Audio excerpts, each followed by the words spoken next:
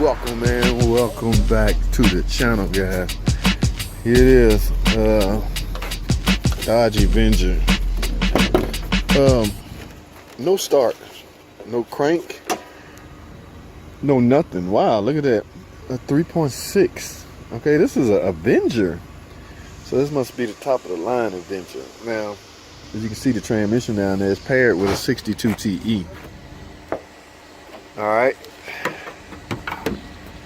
So, but it was towed in, guys. No start, no crank, no nothing. Now, first thing first, guys, let's duplicate it. Let's see if they actually know what they're talking about. Actually, it almost has to be right, because I don't know if anybody's gonna waste money on a tow truck if their car not starting. But as far as the no start is concerned, is it a no start because it wouldn't crank, or you know what? I don't know. I'm about to find out, because if it was something simple as you just got a dead battery, surely they would have hooked up a jump box. So guys, especially you newbies, man, when you get a no start or no crank anything, you might want to walk out to the lot with a jump box, or simply you just be making trips back and forth to the shop. Now, like I say, this was towed in, and it likely was rolled back into this spot, because it doesn't look like it was driven back in this spot. Any rate, let's go with it, guys. I have the key right here. Let's see. All right, yeah. Ooh, I got power, so I got good healthy power too. You hear that bell? So that tells me I got some voltage. All right, be quiet. Let's see what's happening. On. Let's go to start. Wait till this bell quit. Uh-oh. Just a click. I hear the starter clicking. Y'all remember that last starter diagnostic we did on that, what was that, a Jeep Cherokee? It just clicks. It's the same sound this is making.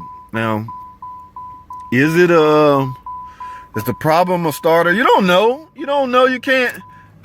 As far as this car go, I do not know. In fact, let's go outside under the hood and see.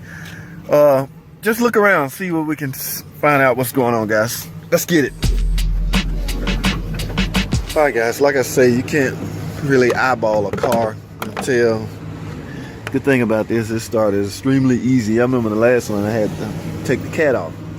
All right, so, but before you go dealing with starters or anything like that, because keep in mind, guys, this car was towed in. It very well, in fact, let's do this.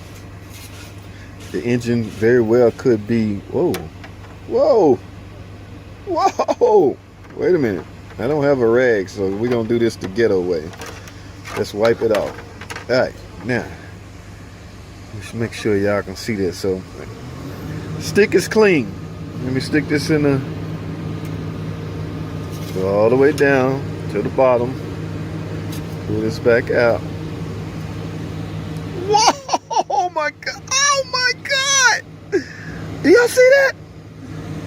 Ladies and gentlemen, this engine could very well be seized up, locked up. Wait a minute, I might be seeing things. I want y'all to see, there's no camera trickery, no glitch, no nothing. I'm wiping the stick off with my hand because I'm holding my camera in my other hand and I have no rag. Now, y'all look at this closely. Can y'all see this? The stick is clean. Safe mark is right here. Forget the safe mark. I'd rather see anything at this point. Now, this is the original oil dipstick. Let me put this in here, because I think I'm seeing things. Or I'm not seeing things. Or I'm not seeing what I'm supposed to be seeing, which is oil on the dipstick. Dipstick is all the way down. I want to make sure y'all see this. Pulling the dipstick out slowly but surely. And ladies and gentlemen, what we have is absolutely nothing. Oh my. I mean, not even on the tip.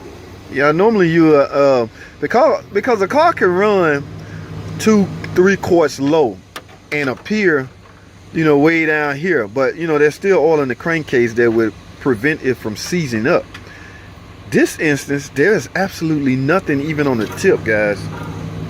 All right, now most of you guys are aware of the potential oil leak location on these cars. The oil filter adapter housing, oil pan, things like that. But My concern has just shifted, guys. I will have to find out if this engine is seized.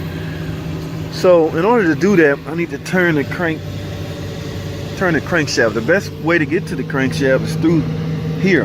So I'm gonna go grab some tools, guys, and remove this cover and grab me a big wrench and see if I can rotate this engine. All right. So guys, oh my goodness, I cannot believe these people done seized up the. All right, stay tuned, guys. Let me go run inside and out what is wrong with this engine. All right, I'll be right back.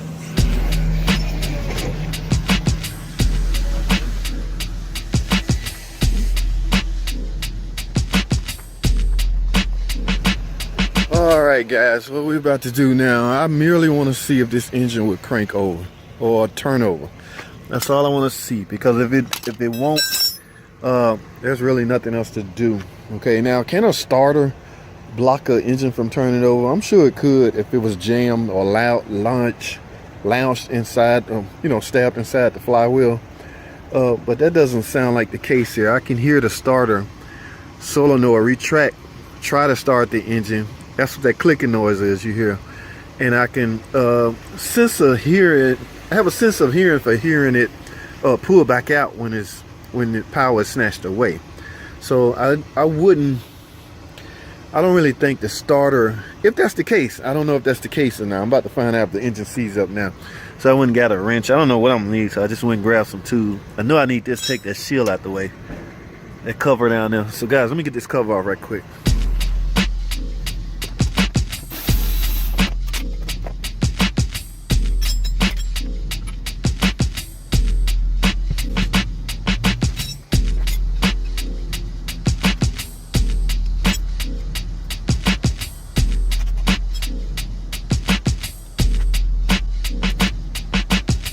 Well, all right, guys, y'all can see where I bolted up to, where I added a socket. I think it's an 1 1/16 socket on the crankshaft bolt. I attempted to turn it with my breaker bar, my extension and my breaker bar, and lo and behold, it will not turn. So what does that tell me?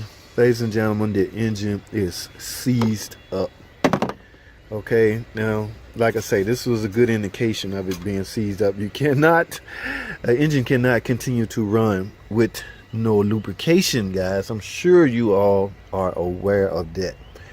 So where do we go from here, guys? It's fairly simple. I know a lot of guys out there love seeing stuff like that. They will merely take the oil pan off and